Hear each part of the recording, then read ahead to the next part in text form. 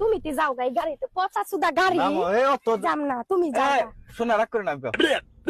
একটা গাড়ি এলো দরজা নাইনকে খিড়কি নাইনকে এটা একটা গাড়ি হলো একটা থার বুঝছাও না এটা একটা থার এটারে কই এটা একটা গাড়ি হইলো ভাই আছে না আমার ভাইজামা সাহেব তিনি তখন বাইসা নাই তো কইছিল যে কামলায় কোনোদিন মোটরসাইকেল চালাইতে পারে না তো কামলায় কোনদিন মোটরসাইকেল চালাইতে পারে না তোমার এখন আই না দেন আগে মোটর ওই যে গরুর গাড়ি গরুর গাড়ি জায়গায় জায়গায় ফসা মানে জায়গায় জায়গায় কানা